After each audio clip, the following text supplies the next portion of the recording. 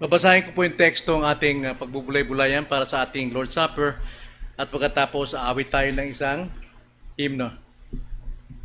Matthew chapter 28,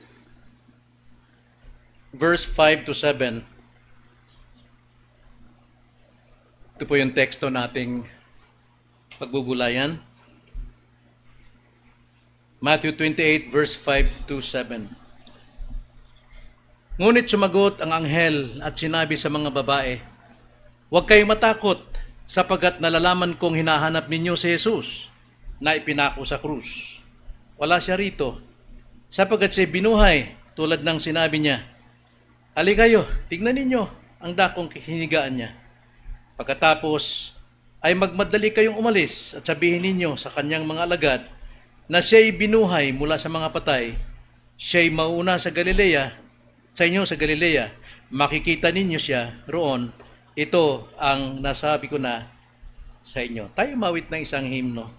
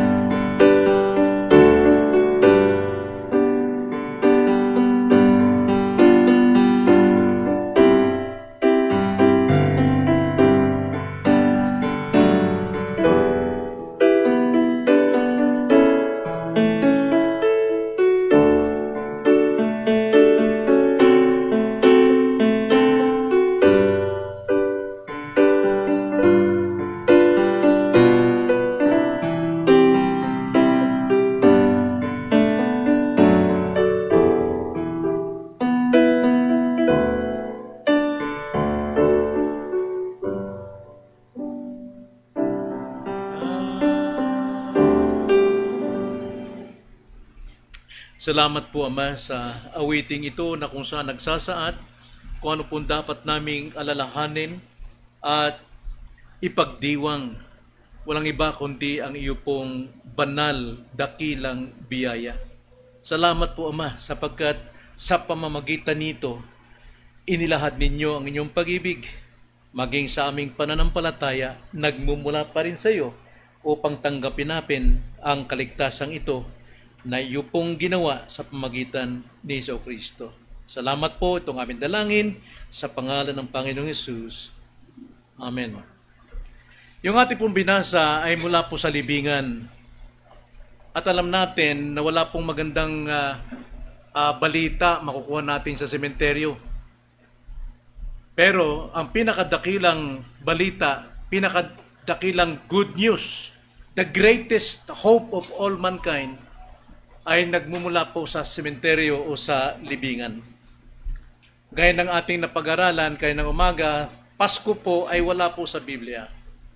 Wala po itong tuwiran na authority na nagtuturo at nag-uutos sa atin na gawin ito. Sapagkat ito po ay tradisyon lamang. Ang pagsilang ng ating tagapagligtas ay katotohanan. At yun ang dapat nating ikatuwa sapagkat dumating at isinilang ang ating tagapagligtas. Ang utos ng Panginoon sa atin na lalahanin ay walang iba kundi ang kanyang kamatayan, lalo na ang kanyang muling pagkabuhay. Ito po ang dapat natin ipagdiwang. Kaya ang tanong kaninang umaga, kailangan ba natin ipagdiwang ng Pasko? Pwede naman. Ayon sa ating Christian liberty. Huwag nating hatulan ng iba. Ngunit kailangan lamang nating linawin na ang pag-celebrate natin sa Pasko ay ayon sa tradisyon, hindi po sa biblical. Ang ipagdiwang natin ay ang pagdating ng ating Panginoon. Hindi po ang ating batian tiyana. No? Ito'y tradisyon, Merry Christmas. Pero ang dapat nating batian ay Hosanna. Hosanna. Ang ibig sabihin ng Hosanna, mapalad ang dumarating mula sa Panginoon. At yun ay walang iba kundi ang ating Panginoon. So ang totoong lumalaganap na celebration, nasabi nila, quote-unquote, ito'y pag-aalala sa pagkasilang ng Panginoon. Actually, pinapatay nito ang totoong diwa ng pagkasilang ng Panginoon. Sapagat ang kanilang sineselebrate ay ang okasyon, ang tradisyon. Kasi kung yun ay sang-ayon sa tinuturo ng Biblia, dapat ang mga tao marami nang naligtas, marami nang natuto. Kaya sa banal na hapunan ito na ating gagawin ngayon, tignan natin ang napakalaga pong utos na dapat nating alalahanin. Mismong si Kristo nagsabi, alalahanin niyo ito habang kayo'y kumakain at umiinom bilang pag-alala sa akin, ipagdiwang natin ito. So tignan natin ang realidad ng muling pagkabuhay ng Panginoon, yung kanyang kamatayan. Ang sabi ng anghel, wala siya rito. Siya muling nabuhay. Hindi siya nanatiling patay. Sabihin niyo sa mga kapatiran at magpunta kayo sa Galilea sapagkat yun ang utos ng Panginoon at makikita ninyo sila. So tingnan natin, una mga kapatid, ang realidad po ng kamatayan sa kasalukuyan. Now, ito hindi lamang sa kamatayan ng ating Panginoon, ito po ay isang pagpapatunay sa atin na kung walang kamatayan ng ating Panginoong Jesucristo, wala pong mabubuhay na mga tao sa kaharian. Sapagat ang kamatayan ni Kristo ang siyang bumuhay sa atin sa espiritual na pamumuhay. Kamatayan ni Jesus ay para magkaloob ng buhay sa mga mananampalatayang patay sa kasalanan. At alam naman natin, Ephesians chapter 2 verse 1 and 2, tayo po ay dating mga patay sa ating pagsalangsang. Ibig sabihin ng pagsalangsang, sadyaan nating pag-disobey, paglaban sa Diyos at sa ating mga kasalanan. Yung kasalanan yon ay ang minana natin kay Adan na siya magdadala natin sa impyerno. At kaya tayo nagsasalangsang sa Diyos, lumalaban sa Diyos, sapagkat tayo po ay nagmana ng kasalanan. Hindi tayo nagkakasala dahil tayo gumagawa ng kasalanan, kundi tayo gumagawa ng kasalanan sapagkat tayo ay makasalanan na. At dahil dyan, ang tao ay namatay sa kanilang relasyon sa Panginoon. Lahat po ay namatay. Lahat ng isinilang ayon sa Romans 5:12, lahat ng isinilang ay mamamatay sapagkat ang lahat ay nangagkasala at gumagawa ng kasalanan. At ang sentensya ng kamatayang ito ay walang iba kundi ang dagat-dagatang apoy, ang paghuhukom. At kaya nga, itinakda ng Diyos ang minsang kamatayan ng tao at ang pagkatapos nito ay ang paghukom. Ngunit minsan ding itinakda ng Diyos ang kamatayan ni Kristo upang iligtas ang lahat ng patungo sa kamatayan sa dagat-dagatang apoy. Itinakda ang kamatayan ng ating Panginoon. Ito is nagsimula sa eternity, then sa prophecy, natin na pag-aralan, Isaiah 9:6, then Micah chapter 5 verse 4, lahat yan ay propesya at ito'y naganap sa bagong tipan kay Maria. At dahil dyan, mga kapatid, ito ang magandang balita sa atin. Lahat tayo mamamatay pa rin physical. Pero lahat po ng mga mamamatay na mananampalataya, itong naobserbahan ko sa banal na kasulatan, alam nating mamamatay na tayo. Alam na natin. Instinct yun sa atin. Kaya nga, ang isang Kristiyano na handa rin siyang mamatay. Natatakot tayong mamatay. Parang masakit, no? Lalo na kung nakita ka ng disgrasya, masakit talaga yung kamatayan. Pero maaaring masaktan tayo sa ating katawan, pero pagdating po doon sa pagkuha ng Panginoon sa ating espiritu, mga kapatid, ginhawa. Paano masasabing alam na ng tao, alam na ng Kristiyano na siya mamamatay? Well, tignan natin ilang example sa Bible. Si Joshua. Joshua chapter 23 verse 14. Ganito po ang pagkakasabi. At ngayon sa araw na ito ay malapit na akong humayo sa lakad ng buong lupa. Ibig sabihin ni Joshua, malapit na siyang mamamatay.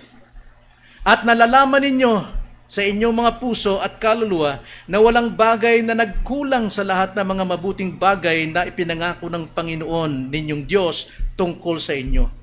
Lahat ay nangyari sa inyo, wala kahit isang bagay na nagkulang. Si Joshua, matamang nagturo siya ng buong katotohanan sa mga tao, mga Israelita noon. Kaya alam ni Joshua, hindi po nagkulang sa pagtuturo si Joshua. Even Paul, ang sabi niya, now, na-preach ko na sa inyo ang the whole counsel of God. Sabi sa Acts chapter 20, verse 28 and the following, naituro ni Pablo ang whole counsel. At dito, alam na ni Joshua na siya'y mamamatay. May mga paunang tanda na. At hindi lang yan, mismong si David. Ang sabi ni David, 1 King chapter 2 verse 2, matanda na si David dito. Nung siya mamatay po, is 60 years old lang, pero namatay siyang kasing edad ng 120. Bakit po? Puno po siya ng stress sa kanyang mga anak. Na ang kanyang mga anak ay hindi naging mabuti. Alam naman natin, bakit po hindi naging mabuti? Even though David ay tumatanaw sa puso ng Diyos, pero hindi sa perpekto nagkasala siya. At ang kasalanan niya kay Bathsheba. At ang kasalanan kay Bathsheba, ang sabi ng Panginoon, pinatawag kasi ang kasalanan, pero babagsak ang consequence sa iyong mga anak. Sa mga anak. Ang mali lang kay David, hindi niya talagang turuan ang kanyang mga anak. Pinabayaan niya. Pero sa atin, lesson.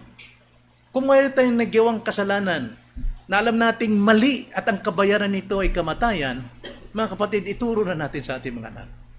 Nang sa ganon sila ay maligtas. Ang sabi ni David sa 1 Kings chapter 2 verse 2, ako'y patungo na sa daan ng buong lupa. Magpakalakas ka at magpakalalaki, ang sabi niya kay Solomon. So alam na, sa kasalukuyan, mga kapatid, yung kamatayan ni Kristo ang siya nagbigay sa atin ng buhay upang tayo po'y makaalam sa kanyang kalooban. Then secondly, tignan natin ang realidad ng kamatayan sa napaka-precious na manunubos. Precious din ang kanyang pinantubos sa atin. Ang sabi ni Apostol Pedro sa 1 Peter chapter 1 verse 18 to 19, nalalaman ninyong kayo'y tinubos mula sa inyong walang kabuluhang paraanang pamumuhay na minana ninyo sa inyong mga ninuno, hindi na mga bagay na nasisira tulad ng pilak at ginto, kundi ng mahalagang dugo ni Kristo, gaya ng sa korderong walang kapintasan at walang dungis. Tanda natin, yung kamatayang ipinantubo sa atin upang tayo mabuhay, napaka-precious nun sapagkat dugo ng Diyos. Acts chapter 20 verse 28, ingatan ninyo ang inyong mga sarili at ang kawan na ipinagkatiwala sa inyo ng Banal na Espiritu na tinubos ng dugo ng Diyos. Kanin dugo? Kay Kristo. Napaka-precious nun, mga kapatid. Saan tayo makikita ng dugo ng Diyos? Actually, dugo po ng pagkatao ni Kristo na walang bahid kasalanan sapagkat ang kanyang ama ay hindi tao na makasalanan, kundi Banal na Espiritu. Kaya unique po ang dugo ng Panginoon. Napaka-precious nun. At napaka-precious din ang ating manunubos. Kaya kaaliwan para sa atin ng mga naligtas na ang buhay natin ngayon ay hindi buhay na ating sarili, kundi buhay sa pamagitan ng kamatayan ni Kristo. John 1:4, siya ang mayroong buhay at siyang ilaw ng lahat ng mga tao. Yan ang buhay ni Kristo. Kaya paalala ito sa mga wala pang kaugnayan kay Kristo. Hindi pa rin nagbabago ang Panginoong Hesus sa pagligtas sa inyo. Kung paano niligtas ang kanyang mga tao, hindi kailanman magbabago ang Panginoon ng paraan. Siya pa rin ang daan ng katotohanan at ang buhay. Walang makakaparoon sa langit maliban sa pamamagitan niya. Kaya nga, kung paano naligtas itong mga taong ito, ganun ka rin maliligtas. Wala pong pagkakaiba. At patuloy pa rin nananawagan ang ating Panginoon upang ang mga tao ay maligtas. Ang sabi ng Panginoon, ako ang pintuan. Ang sino mang pumasok sa pamagitan ko ay maliligtas. Ito'y ginamit ng mga Iglesia ni Kristo ng kanilang simbahan ng pintuan. Si Kristo rin yun, kasi Iglesia ni Kristo, so may pinto si Kristo. Ang sinong pumasok doon, ligtas. Hindi po yun ibig sabihin, literal. Kundi si Kristo, siyang pinto ng pag-asa at buhay ng mga sasampalataya. Sino mo pumasok sa Kanya ay maliligtas at papasok at lalabas at makakatagpo ng pastulan. Ibig sabihin, sabsaban, kainan, mabusog ka, lumago ka, titibay ka. Yun po ang kamahalan ng ating manunubos. At pangatlo, mga kapatid, sa ating pong pagbubulay-bulay ngayon na may buhay sa libingan, ang pangatlo po ay ang pangakong pagkabuhay na muli. Ang realidad ng kamatayan ay nagbibigay ng pangako ng pagkabuhay na muli. At ang katapatang ito ng ating Panginoon, ang kanyang pangako ay tapat at hindi tayo mabibigo. John 6:37-39, ganito ang sabi, ang lahat ng ibinigay sa akin ng Ama ay lalapit sa akin, at ang lumalapit sa akin kailanman ay hindi ko itataboy.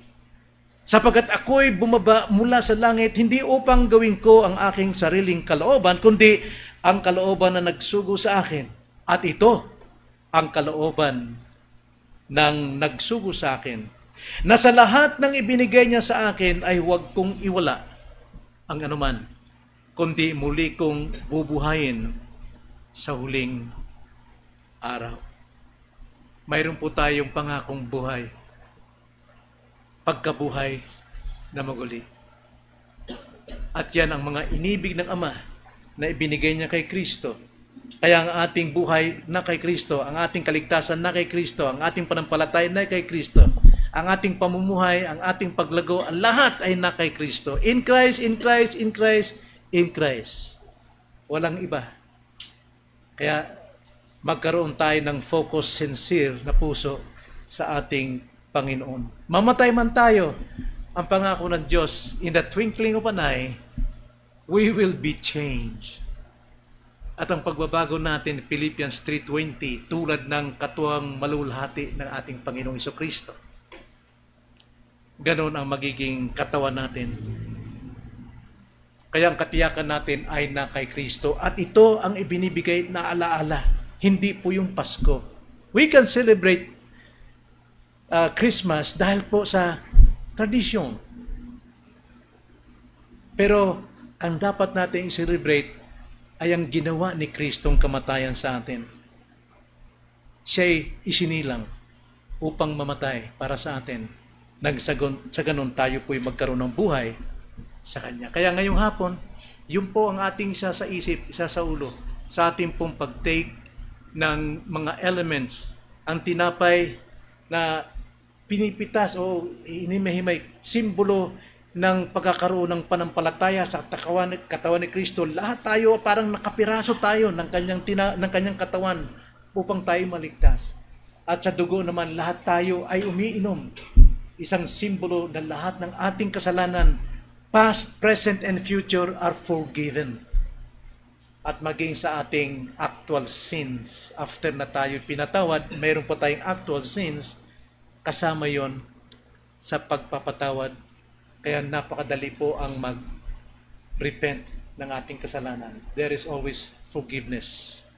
If we confess our sin, He is faithful and just to forgive us and cleanse us. Kaya ngayong hapon, ilagay natin ang ating puso bilang isang privilege na tayo po ay makabahagi sa banal na hapunang ito na ipinag-uutos ng Panginoon na ating alalahanin at i-celebrate hanggang sa Kanyang muling pagparito. Magbigay tayo na ilang sandali upang maglahad tayo ng ating mga pagkukulang sa Diyos, maaaring sa ating kapwa, sa ating mga anak, sa ating mga magulang.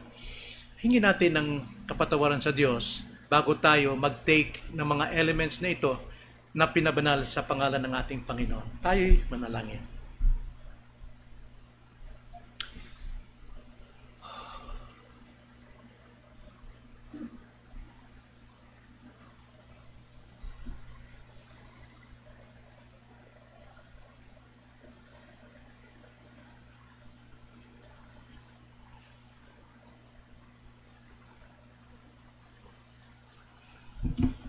Opo, Ama.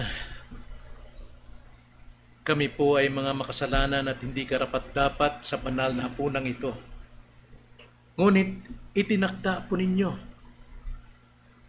ang alaalang ito para sa mga makasalanang tulad namin na handang magsuko, handang humingi ng kapatawaran sa lahat po ng aming nagawang kasalanan.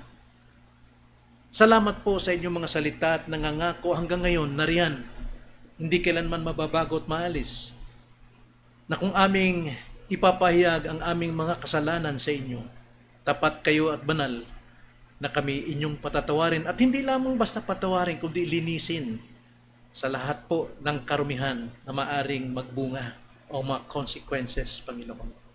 Salamat po sa inyo pong assurance na ito sa inyong mga tao. Kaya maaari kaming lumabas, pumasok sa iyo pong koral, sa pintuan, at kami po ay talagang magpipista sa iyo pong biyaya. Ito isang sabsaban ng iyo pong pagmamahal, ng iyo pong kapatawaran, ng iyo pong kadakilaan, kabaitan, pag-uunawa, long-suffering sa amin. Nagpipista kami rito, kaya salamat po sa Diyos namin na mahabagin na hindi nagbabagong magpakailanman. Panginoon, tinatawagan namin ang inyong mga tao na lumapit sa hapag at makibahagi sa inyo pong ipinag-uutos sa amin.